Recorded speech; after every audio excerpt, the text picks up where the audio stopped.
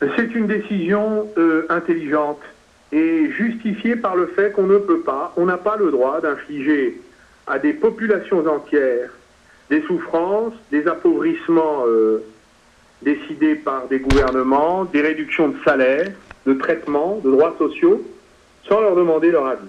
Et c'est à eux de choisir. Est-ce qu'ils veulent garder l'euro au prix de souffrances considérables, ou est-ce qu'ils décident une autre stratégie pour leur nation et leur pays? Et je crois que cela relève des attributs de la souveraineté. Donc je m'adresse à M. Papandréou en le félicitant pour son courage d'avoir pris une décision de retour vers le souverain, le corps électoral. Et je crois que beaucoup de dirigeants de la droite européenne devraient s'inspirer de cette sage décision. Au lieu d'infliger des plans d'austérité à perpétuité à tous les dirigeants, tous les peuples et les populations européennes, ils auraient avantage à respecter davantage les choix de la population. Car on ne peut pas accepter que l'Europe s'aligne sur les choix de la droite allemande. Monsieur Papandréou ne met-il pas en danger la zone euro, finalement, en prenant cette décision? Je crois que la Grèce a encore le droit de décider pour elle-même. Et ceux qui mettent en danger la zone euro, ce sont ceux qui font aujourd'hui la politique des marchés financiers, qui ont refusé de mettre hors la loi la spéculation, les agences de notation,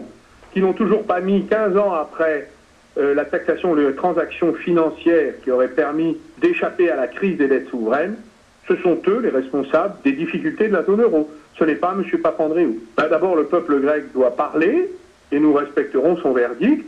Je me souviens avoir voté non au traité constitutionnel européen et finalement, ce référendum n'a pas eu de suite puisque M. Sarkozy a fait voter le même traité par les parlementaires. Et j'ai refusé d'être de ceux qui voulaient aller voter contre le mandat populaire. Les référendums passent et les politiques sont les mêmes. Je crois qu'il est nécessaire de revenir au respect de la souveraineté, d'abord des choix électoraux des peuples.